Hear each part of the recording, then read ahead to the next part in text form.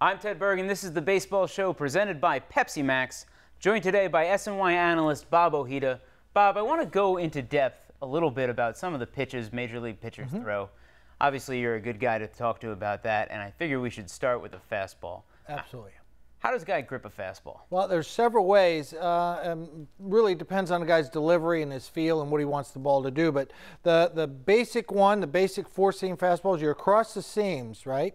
But I want you to pay attention to, on the inside here, this is what we call it the tracks, so the seams of the ball are going up. Some guys like a four-seamer like this with the seams going this way. It's an entirely different feel. You kids at home, you feel a baseball. This feels entirely different than that. Now, that's two variations of a four-seamer. But it does the same thing. It's intended to do the same thing, relatively go straight.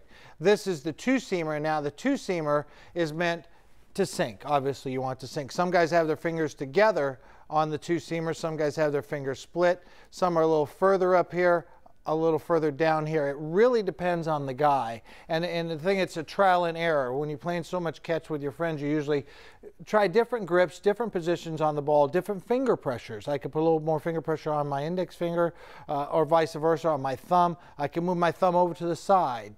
There's so many variations you can do. The trick is to be able to repeat whatever it is. You find a good movement, a good thing that feels good in your hand. Got to be able to repeat it and repeat it under pressure. That's the trick. When does a pitcher want to use a fastball in a count? You really want to establish your fastball. Everything comes off of the fastball for several reasons. One, in order for my off-speed pitches to have effect, you have to know that a fastball could come at any time. Even if that fastball is only 85, certainly if it's 95, you have to respect the fastball, that I can put it where I want, when I want, and your hands are going to be a little bit quicker to get to that fastball. So primarily, I establish that fastball that I can throw it for a strike where and when I want it. Plus, it can be an intended pitch. I can intend to knock you off the plate. But if not drill you, I just want to move you off the plate a little bit. Bob, let's take a look at some of the guys. These are stats from last year, and these are some of the guys who threw the most fastballs in games. And you take a look at the top two names on the list, Justin Masterson, Bartolo Colon, two guys who threw their fastball over 80% of the time last year.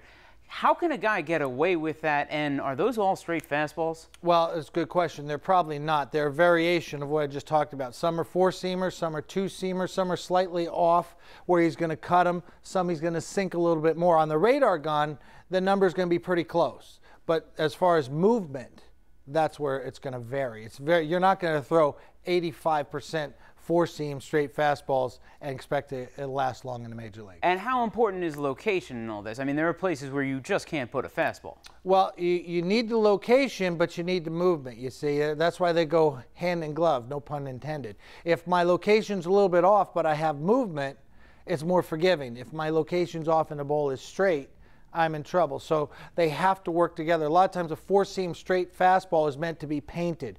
Inside corner, outside corner, chin, high, low. I'm trying to paint with that pitch. I don't need the movement because I'm trying to stay out of the middle.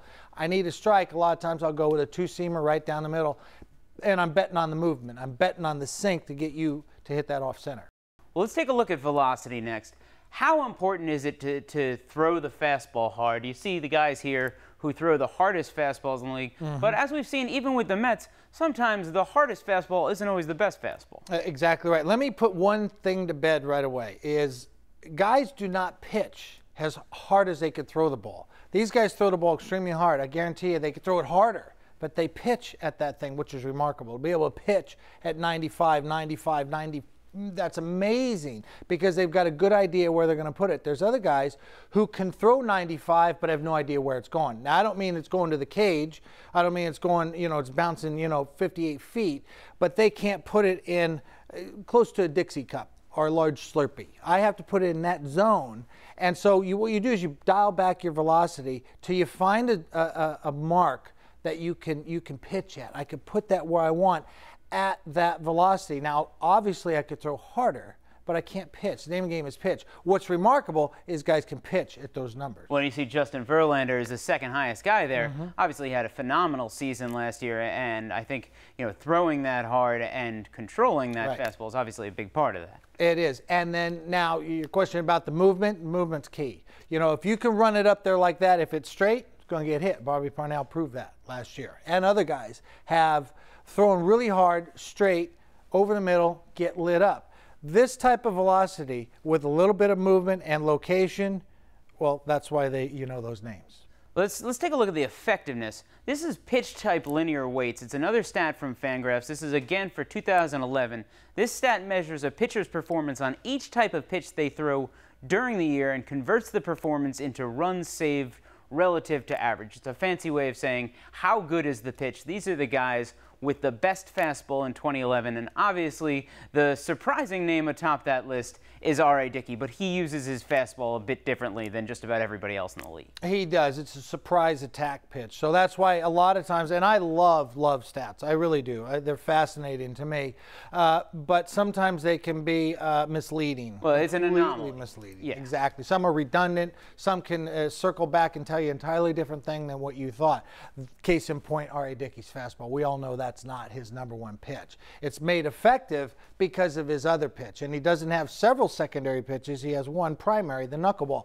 When you have secondary pitches, you look at Cliff Lee, that's what makes that fastball that much more impressive. Their secondary pitches a lot of time are such a compliment to their fastball. You get numbers like this that are impressive, but you have to look behind them a little. Verlander's got excellent off-speed stuff, excellent fastball as well. Right, and you see Verlander, the only guy who's on both of these lists. Right. Again, probably an indication of the type of season he had last year, and again this year. And he's probably a guy I suspect, as we do more of these, talk about a couple more types of pitches, we'll see again. Right.